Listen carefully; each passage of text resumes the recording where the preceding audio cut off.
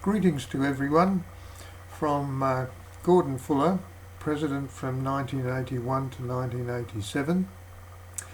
I'm speaking to you from Uralla, south of Armidale, in what is currently a pretty solid drought. Unfortunately, I can't come to the luncheon, and this is most disappointing to me. However, I will continue with a few reminiscences of my time and also the period of time beyond my presidency during the development of the school building site. I came to North Sydney Tech High from Naremburn Intermediate High School in 1950, having arrived in Australia in 1947.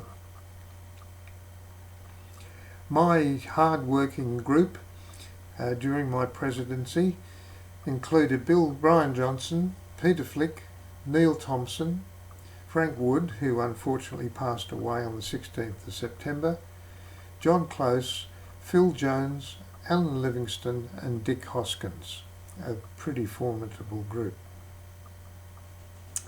In 1978, the New South Wales government called tenders for the redevelopment of the school site as they were closing down quite a few major schools.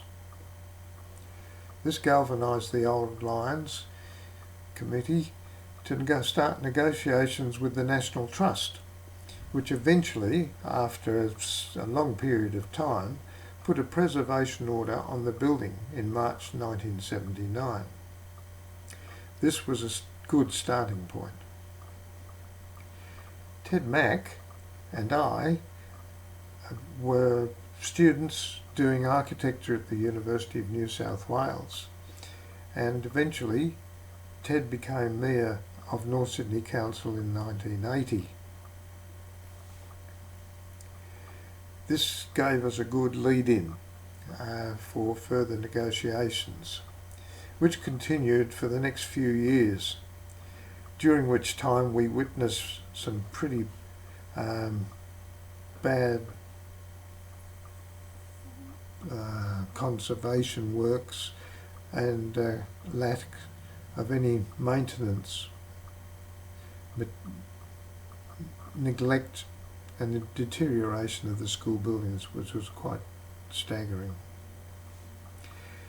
Our architectural office prepared a concept of the restored school buildings, including a high-rise development at the rear of Miller Street and the open public space in front of the main stone buildings, which would be used as a big passive garden area.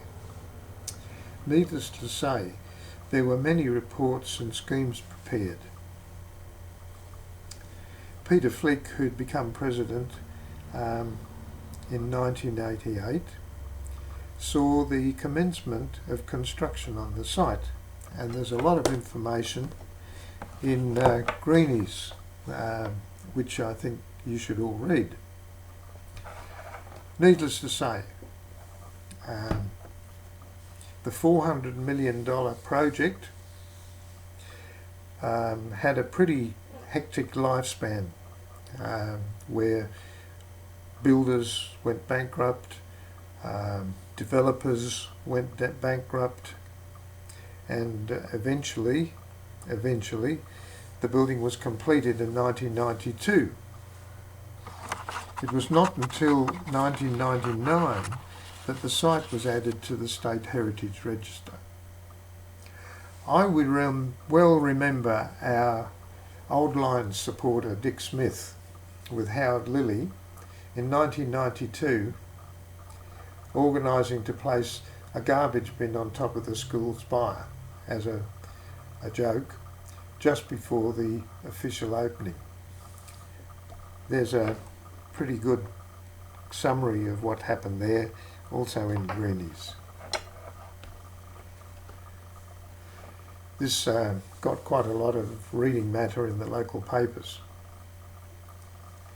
The fondest memory I have of school days has to be the school choir. The dedication of Banjo Patterson in putting together a choir of over 300 students each year was quite amazing. The Armistice concert at the Sydney Town Hall each year was an unforgettable experience, especially as I was one of the quartet members. As a result of school friendships, Colin Thompson and I finished up being brothers-in-law, marrying two sisters. I remember Jim Verco, Ken Broadhead and I being members of Wahroonga Rotary Club for many, many years. And Frank Wood and I have been best friends for over 67 years, which beggars belief. Our school Old Lions has prospered for 50 years, since the school closed in 1969. The Old Lions was the envy of most other schools. What a privilege it was for me to become a life member. The establishment of the Old Lions Foundation to help provide scholarships for Doonside Technology High School is a marvellous thing to be happening. The school has over 600 students, including 70 Aboriginal and something like 180 or more students from non-English speaking backgrounds. This is a wonderful legacy from the Old Lions, and I applaud them for it. Our association from 1969 with Killara High School is fully documented in the Greenies and should also be remembered.